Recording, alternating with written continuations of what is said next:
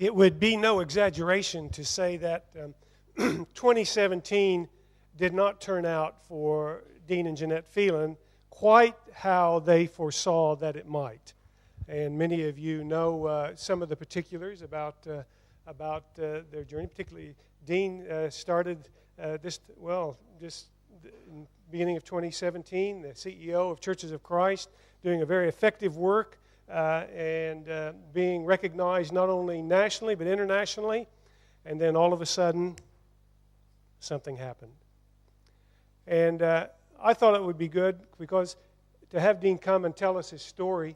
I know that many of you prayed for him all through last year, for him and Jeanette both. And I thought it would be very worthwhile to invite Dean to come and just catch us up where he's at and what the last year has done and meant for him. So, Dean, welcome, and we'll invite you to come now. Thanks, Jim. Well, it's a real privilege to be here this morning. I was a little bit nervous, which I was saying to myself, why am I nervous? And there's a number of things. Jim alluded to some of the journey that I'd been on, and I'd worked out it was about 14 months ago that I last stood at a pulpit in a church and preached, and I'm really pleased to be here today. As Jim indicated, he asked me to tell my story, which I said straight away, look, thank you, I'd be pleased to do that. And then I said well, what would I say? And there's lots of things that I could say when you ask someone to tell their story. So what I want to do is actually say, look, me, like every one of you, actually, of course, has a story, but we all have two stories, actually. And I thought I'd tell you my two stories very briefly. And sort of tease out of that, I think there are some insights that certainly have occurred to me that I'd offer to you as a result of the two stories that make up the one story that we each have. So let me tell you my first story, which is the Gold Star version, or the LinkedIn curated version that we have. So my first story is I grew up in a loving family. My mum and dad are still alive, nearly 65 years marriage. Always been in my corner, so I've been really one of the lucky ones that I didn't have a bad childhood. I had a lovely childhood. Dad was a cabinet maker and a shop fitter, and my mum ran the business side of the business, and they at one point were the largest. He grew that up with his brother, and Phelans were the biggest shop fitters in Melbourne, and they're still going. My brother runs it these days, so they've been in business for many, many decades. We're a Catholic family. We went to church every Sunday. I went to a Catholic primary school, and I went to secondary college run by the Christian Brothers. Again, I was one of the lucky ones. You hear all the Royal Commission stuff. Nothing like that happened to me. I had a great school time. I did pretty well academically and at sport. I was a prefect. I won many awards. It was a good time for me. So I was, again, one of the lucky ones. I went to Melbourne University, where I studied psychology, and I worked through to attain a master's degree with honours and full registration as a psychologist.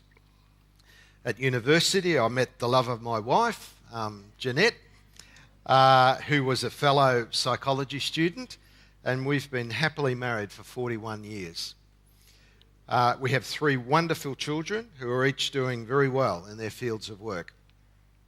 I'll just remind you, this is my Gold Star version. I'll tell you the second story in a minute.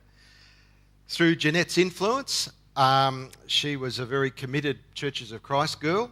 I started attending Box Hill Church of Christ, and I made a decision in my early 20s to get baptised, or rebaptised, depending on your theology.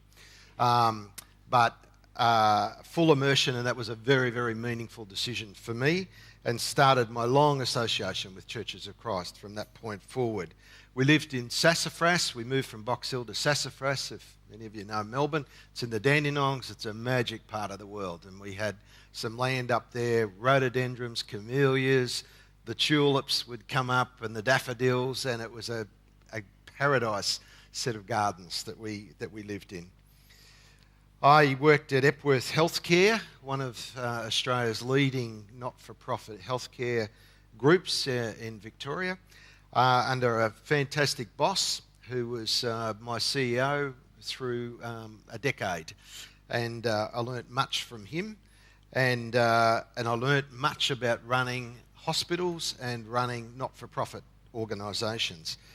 Along the way, I was amazingly got appointed through various aspects, and I ended up being on the United Nations ILO Health and Medical Committee, and I had the privilege of standing at a lectern like this in the United Nations and addressing the audiences there. I then commenced a business providing advice and outsourced services to hospitals, which again amazingly grew, and we were featured in BRW, and was one of Australia's fastest growing businesses. Along the way, my faith journey kept developing and deepening, and in my early 40s, I made a decision to go into ministry. So I sold out of the business and ended up joining the ministry team at a large church in Melbourne. I supported myself through the ministry. I chose that I didn't want to take a salary. And there were various reasons for that. And I supported myself by, even though I'd sold the business, I still did some consultancy work on the side.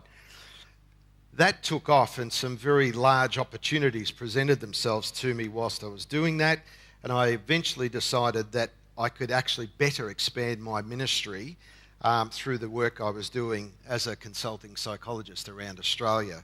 So what happened was then another decade of providing consultancy work, support services to businesses, not-for-profit organisations and government. And the business grew and grew. And we had links to several universities and had a number of high-profile international projects. We were doing work for UNESCO, the John Paul Getty Institute, and I could keep dropping names. But it expanded.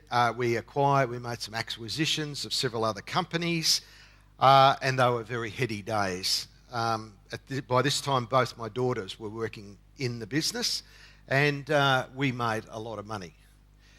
As well as being on several other company boards, in 2005, I was elected as the president of the Victorian and Tasmanian Conference of Churches of Christ, and I was in that role for a number of years, and then I was asked to take on the chair of the Church of Christ Care Board in Melbourne, which I accepted. Towards the end of 2009, I was approached about a new role up here of being CEO for Churches of Christ in Queensland, which incorporated the care services and the housing services up here. So following normal interview process and going through all that, Jeanette and I accepted an offer to move to Brisbane to take up the role, which I did at the start of 2010, which began the best years of my life, and I'd had lots of good stuff happen to me. And then last year, after just over 7 years as head of Churches of Christ, I needed to step down, as Jim indicated, because of illness. I stand here today. Obviously, I'm still alive, and I'm happily in, I don't know what. I'm sort of, when people ask me, I say I'm semi-retired, but I'm still working that through. I'm pleased to be alive. As Jim indicated, look, late January last year, it was almost just over 12 months ago, I was diagnosed from a routine blood test that I'd gone to the GP, and I was feeling tired, and I had a few other sort of what I thought were minor symptoms, but the blood test he rang me and said that the blood test was terrible and I needed to go to hospital immediately. They admitted me straight away and then started chemo a day later, and I was then in hospital for 4 months. Yeah, so, and I haven't gone back to work. So, that's my good story. Okay, that's the gold star. You read all that on LinkedIn. I only did that. I've never been really into LinkedIn, but since I've stepped out of the other role, and a couple of people have asked me to do a couple of little jobs, I sort of said, send me a CV, which I haven't done for many years. But anyway, so I got onto LinkedIn, so that's why I was referring to it. Let me tell you the second story. And I'll reiterate, we've all got two stories that intertwine to make up our story. So my second story, I told you about my dad and the shop fitting business and being the biggest in Melbourne. He went into business with his brother, and both of them after their apprenticeship. They built the business up, as I said, over quite a number of years. But the back scene to that was that increasingly they were in disagreement and fighting, and they were both very strong, self-made men. And it culminated one day in a fist fight in the factory in front of the men there. And my dad walked out of the factory and told his brother what he could do with it. And they went into opposition with each other. So they split up and they never spoke for a number of decades. So I grew up without that whole side of the family, the cousins and everything else. We never spoke. We never came together at Christmas time. My dad hoped that I would go into the business, I think. However, my schoolboy dream was to be a journalist. And so I actually was lucky enough to score a cadetship with the Herald, which combined with the Sun to become the Herald Sun in Melbourne today. And I scored that, but I encountered it was a bastardisation process back in those days, and it was absolutely terrible. And I won't go into all the details, but I was desperately unhappy, felt unfairly treated, whole awful situation. And I just walked out on the apprenticeship and spent a period, a couple of months of not doing anything, and my parents were worried about me, etc., etc. And it was actually my mum who said, why don't you go and study psychology, which I hadn't even thought about, but she said, look, you're good with people, so did that.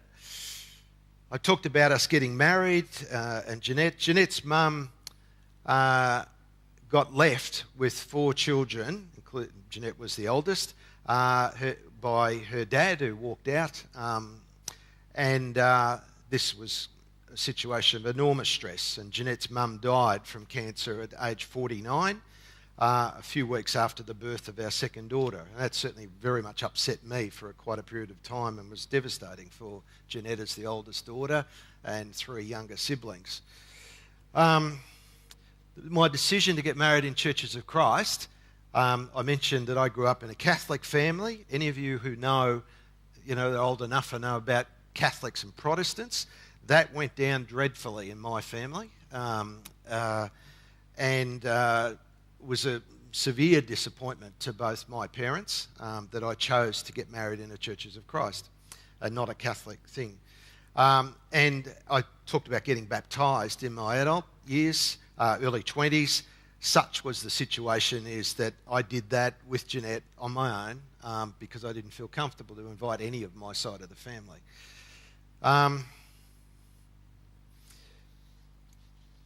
When I mentioned about the business taking off, the first business taking off and growing and being featured, that one was heady days. I remember being interviewed on the ABC and, you watch yourself on television for the first time when it was being replayed. High ego stuff. At the height of that business, I was diagnosed with a brain tumour. So I was 39 and I was told that I'd be dead within 2 years unless they attempted major surgery. After 11 hours in theatre, I woke in intensive care with staples across my head. I still remember when I was recalling all this when Jim asked me to tell my story, because I'm sitting down and you recall all this and you relive it. And I still remember that. Like after they took the bandages off and put my hand across it, and you could feel all these staples. It's gross, and it's anyway. And they'd taken a plug out of my stomach, because it is gross. They drill into your head, of course, to get in. They took a plug out of my stomach and to plug up the hole in your head. And I still remember my second daughter saying, "Well, you're genuinely a fathead now." There's a lot of black humour in some of those sort of things. Anyway, and look, it was awful. And I've spoken about this one other time. At work, I was asked to talk about it because it was a profound experience of God and God visiting me. But it was awful. I lost the hearing on this side, and the balance mechanism, and there was some paralysis down, and it was, as you can imagine. So it took me many months to regain my strength. Of course, the business faltered because I was in no, I couldn't do it, and eventually I had to sell out. I sold the interests at a loss, far less, because a lot of it I'd built up. So, and it was actually a financial and career disaster. And so I'd gone from, I talked about all the heady stuff in my own mind at age 40. I'd gone from being a legend in my own mind, secretly, to being absolutely broken and devastated and a nobody. My face was all paralysed down here. I work with people. I remember sharing with Jeanette with tears a number of times that I can't work. How can I work with people? If I'm disfigured. But as you can see, rehab and everything else that came back. I made a decision through all of that, as I said, I sold my business interest and went into the ministry. That was the reason why I did it, because I'd sold out, I'd lost everything. I was actually rock bottom, and it was like, God, I've always had this thing about ministry. Right, I'll do it. So I went into ministry. The reason why I then left the ministry and started business again was that local church politics. I went in as a minister under a senior minister in a big church by choice, and then found myself in the middle of an enormous political fight in this church that had been going on between the senior minister and the elders and what have you, and it was just awful. All the politics of it all. And so I just started to gradually just do this other stuff where I was being led. And that was the reason why I moved out of local ministry to go back into business, because the opportunities were opening up in that area. I talked to you about the business grew and grew and grew, and we made some serious money. In 2008, at the peak of the business, we discovered that a large amount of money had been being siphoned out of the business for the last 3 years by our finance manager. And so it was about 3 years, and some serious money had gone missing. Months of stress followed the surfacing of this. Forensic accountants, lawyers, police. We had other shareholders by this time. The bank wanted their loans repaid because there was fraud and that involved in this by the finance director. So we then had at least a year of such stress. Finally, it culminated in a decision to break up the business, because I had a key business partner, and the main loans of the business were secured against our houses, and the bank wanted them repaid. And if any of you have experienced it, because I hadn't experienced it up until now, the big end of town, when it turns against you, is ruthless, and it was just, it was terrible.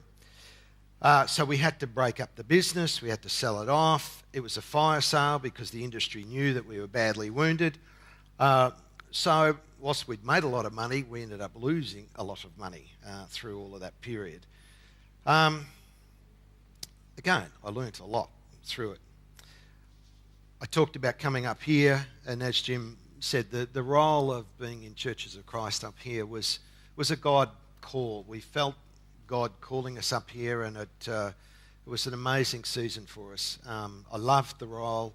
There was many blessings. Blessed personally. I think Churches of Christ experienced blessings. There were so many other good people involved in it all. And the organisation, Churches of Christ up in Queensland here, in the 8 years from the start of 2010 to last year, 2017, we doubled in size in terms of the, all of the numbers. If you look at them, you talk about attendances across the state and involvement and how much revenue was coming in from government grants, etc. They doubled. So it was a great blessing period. And then, as I said, out of the blue, again, it felt like at the peak of it, get this diagnosis of AML, acute myeloid leukemia. And as I've said last year when I was talking to a few people, what you don't want to hear is acute or aggressive cancer. Yeah, and the prognosis was pretty bad. But look, again, the journey is the last 12 months. Had lots of chemo in hospital, as I said, for many months, and again, you've got to dig deep. And then a blessing again, which the odds are not all that much in favour of it, but my sister was a perfect match for a bone marrow transplant.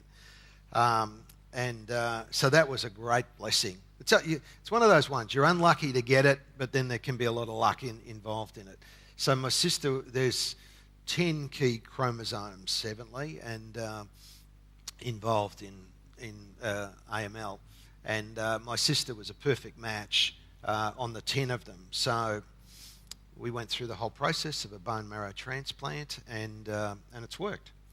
So that was done in May last year, and every month since then, my blood has been without cancer, and I'm progressively getting stronger. So praise God. Yeah. Don't know whether you're out, whether I'm out of the woods. The haematologist gently reminds you that the cancer can come back. But every month that I go past, the odds get better and better. And they say, in my case, if I can get to 3 years without cancer, then I'm probably out of the woods. So, and I feel good. So, there's 2 stories for you. Why I wanted to tell the 2 stories is that they are intertwined. So one story features the bad highlights that I've just told you, times where we're hurt. And I'm saying all this because, as I said at the start, I wanted to just draw out a couple of insights that have occurred to me, which I'd like to offer to each one of you, because everyone here has 2 stories that intertwine to make the story that we tell ourselves about our lives.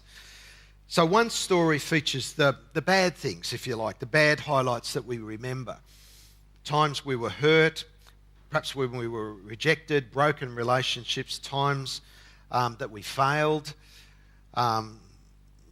times that we might have been ashamed of, when we lost our temper, acted foolishly, times of depression, anxiety, low self-esteem, time we lost our job and it really wasn't fair, times when the finances have been really tough, times when we've suffered, times when we've suffered with someone close to us through major illnesses and surgery, the times when we've had the death and the deep ongoing loss of someone that we so loved. So that's one of the stories. We each have our own version of all of those things. And then one of the stories features the positive highlights, the things we're proud of, the achievements, when we won awards, the times that perhaps when we did get knocked down but we dug deep and we fought our way back, we overcame it, and we feel good about that. The many great times with those we love and those who love us, the joy of an unexpected gift, the sharing, the exhilaration of a great show, or walking along the beach with someone that you love, and just hearing the seas.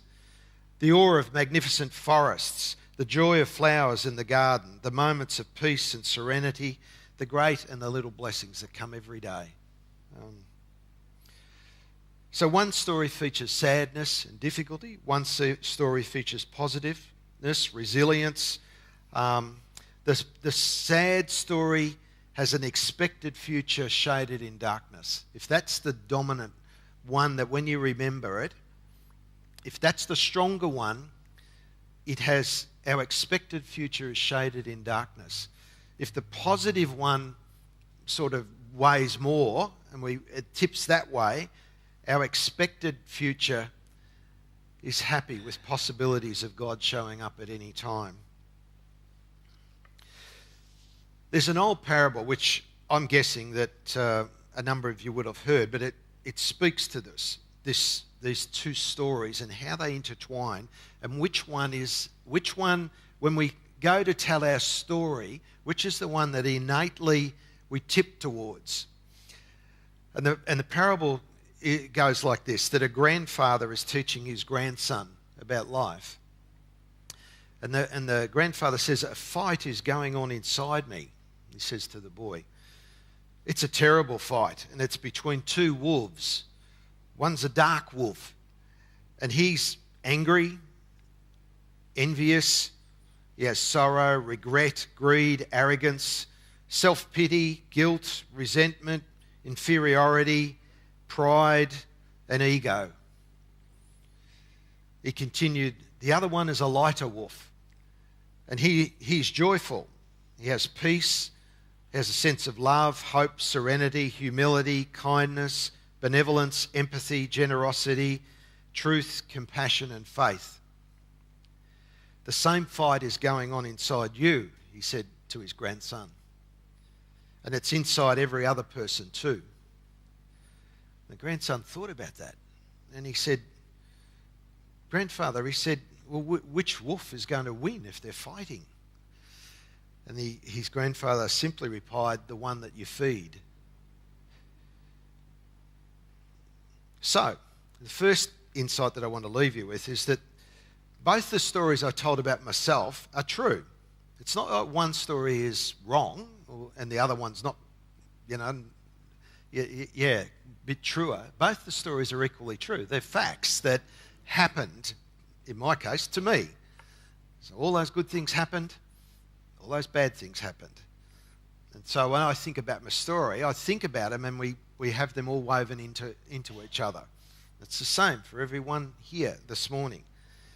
Both the stories are true. So it's not like one's wrong and one's right, or one's false and one's truthful. Both those stories are true. The one that dominates depends on the one that we feed. So the overall story that we carry about ourselves is formed over the years by the facts and the events that we remember and link together. The growth possibility for every one of us is realizing that we can change how the story ends.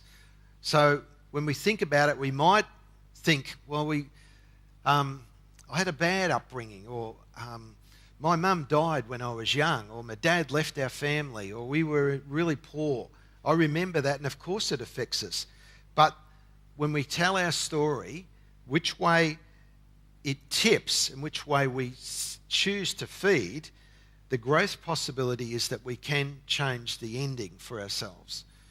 The growth possibility is realising that we can change the story of our life going forward, and so far by deliberately choosing to focus on the positive, light-filled facts of our journey. Now, the old saying of count your blessings. And the second insight is that both the stories are intertwined to make up the one story. Now, I've said that several times, but the paradox of that is, when you think about it, is that many of the life-changing blessings that actually come out of the darker side of the story. There is a gold nugget in each one of the terrible things. Now that can seem, oh, come on, how can that be? That was absolutely devastating for me. But it's a truth. There is a gold nugget buried in the mud of the dark side of the stories. So I know I've alluded to it, but some very quick sort of examples from my story.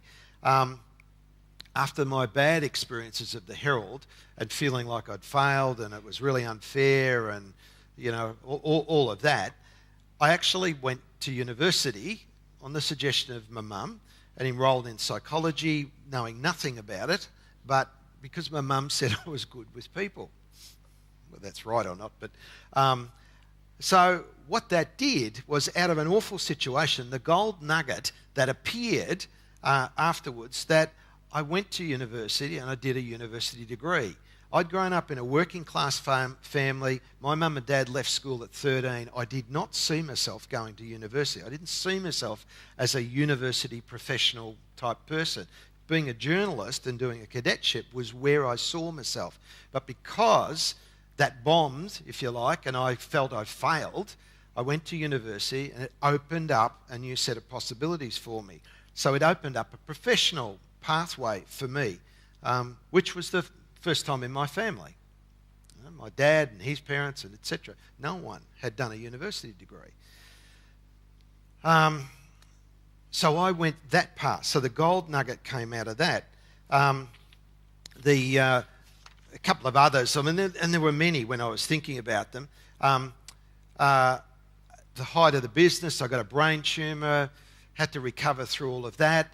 Because I was stripped of everything, really, it forced me back into God. And it was, God, look, I'm disfigured, and I had an amazing encounter, several, but an amazing encounter with God where, and I won't because of time go into it all, but I was actually, I knew it was a dream, but it was a real dream. I was visited by God, sitting beside me on a park bench, and we had this conversation, and it was that said, right, no matter what, I'm going into ministry. I'm going to dedicate my life going forward to God.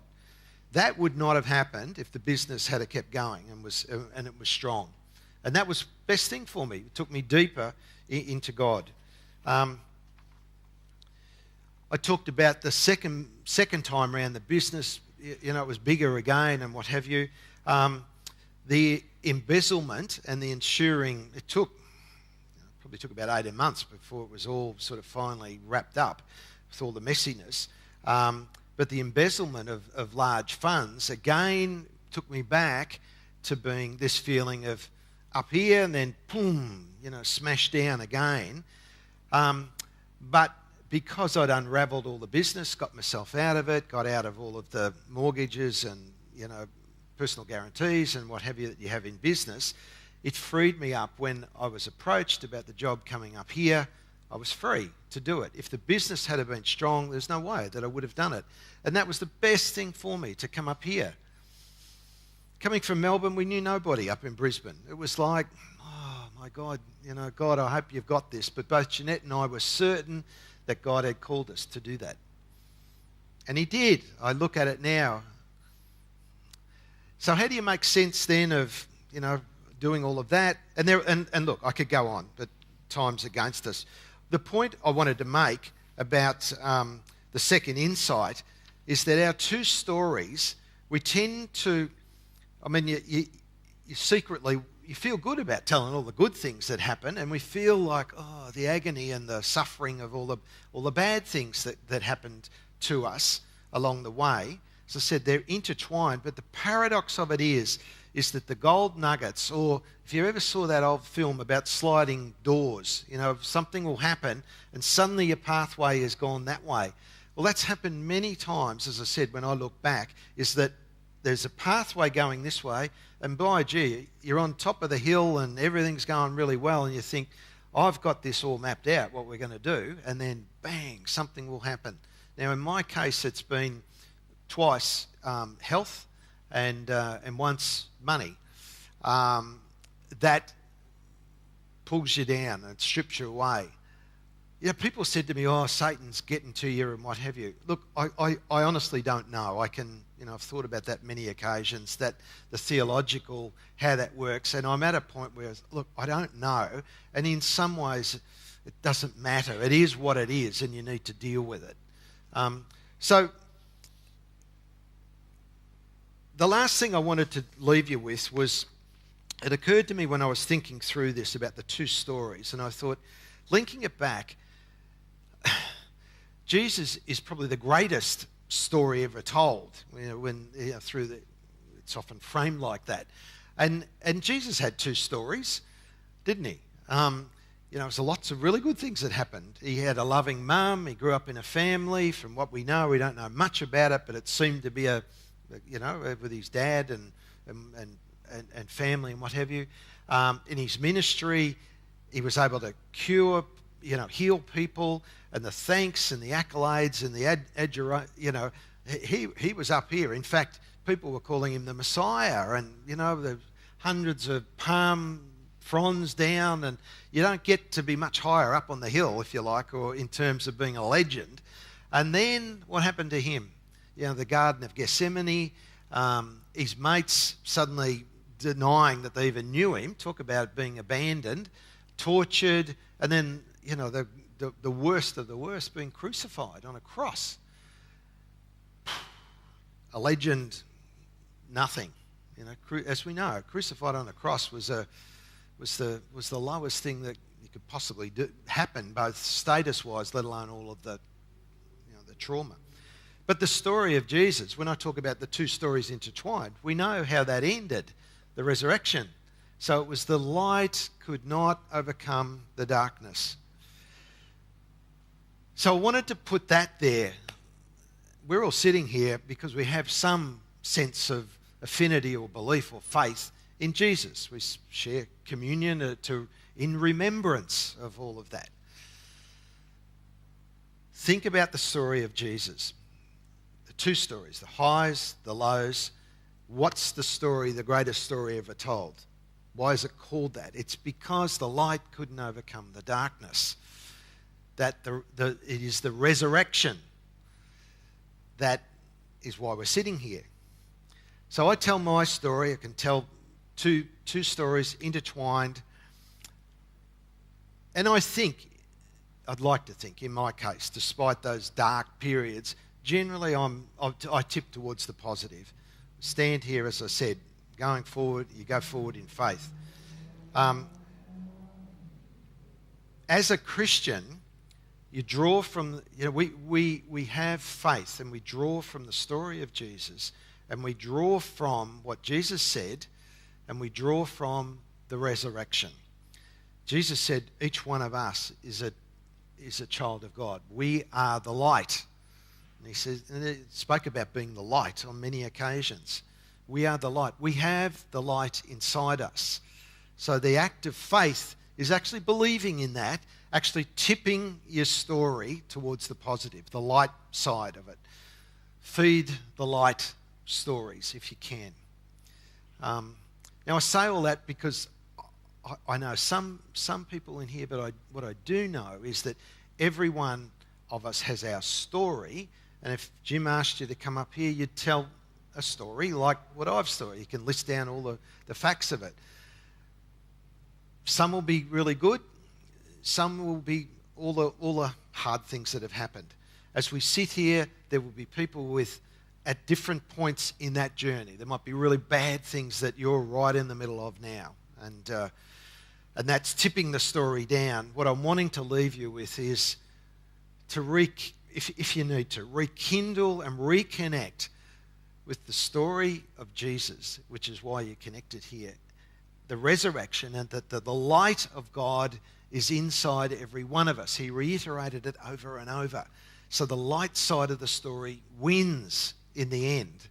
So even if you're feeling down now, or the start of your story so far has been a really hard story, you can actually alter how you tell the end of the story by choosing to try and focus more on the light aspects of it. I don't know if that makes sense, but it's it alters how everything. I know from personal experience, I've told you some of the things, and the last 12 months have been hard. But I'm not saying that as in, good on me because, you seem to have overcome it or whatever. It's not like that. It's more wanting to just say that you can. You can. It's focus on the light aspects, the fact that God will show up at any moment of time of day and night if you look for it. So many things have happened to me over the last 12 months that of God showing up. And I'm sure God's been showing up all the time, but when I'm busy, and the paradox again is often when it's going really, really well, you don't see them. I'm less aware of them. It's only when you get smacked down, if you like, that you suddenly, because you think, oh, please God, get me out of this, that I'm actually am praying more and actually saying, please God, get me out of this, will you? Can you help me? Can you help the situation?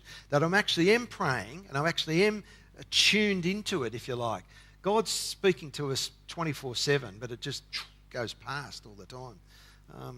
I had this, I don't know if this will make sense, but when I was in hospital, I said I was in hospital for weeks and weeks and weeks, and you're attached. They had a line in here in your arm, and you got a line. I had a line into my chest. So, and again, it's gross, So you got all these lines and your rod, and because it's a blood cancer, and blood transfusions every day, and they're putting drugs into you, and it's awful. So you're laying there and you've got to work on your head, otherwise you're just like, you just go into this pit of despair. And so every day I'd try and, I was very intentionally praying, and the prayer was, God, make me aware. And it's amazing, even in that situation, how many things suddenly show up that I'm aware of.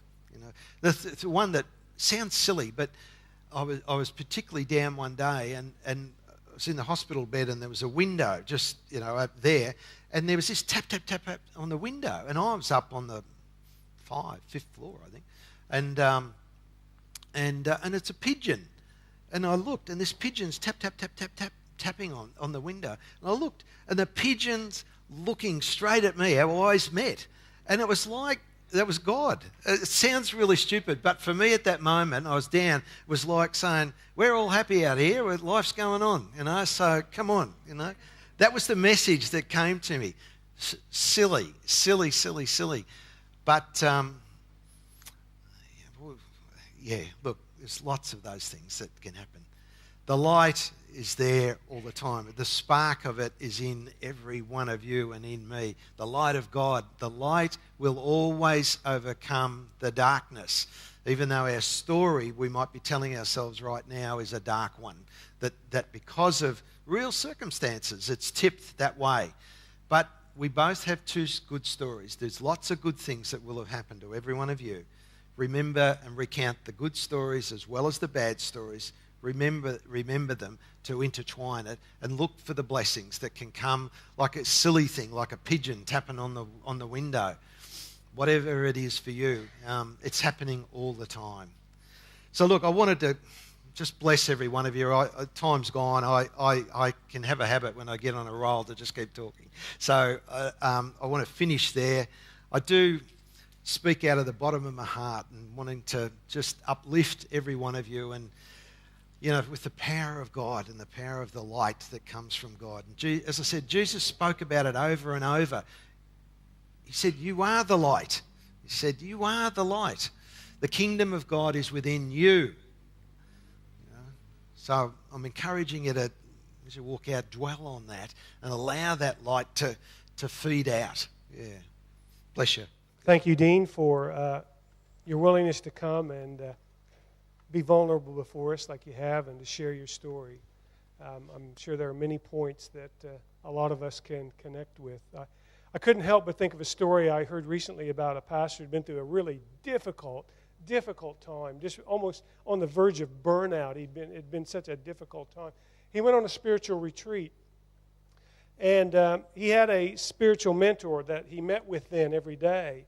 And the first day, he said he just poured out his story, just all the agony and all the stuff that had been there, and was kind of expecting that the spiritual mentor was going to go, oh, wow, that's just overwhelming. That's just, you've really had it tough, and you've really done it hard, haven't you? But he said that this person didn't say that. What this person said to him was, you need to go deeper. You need to go deeper.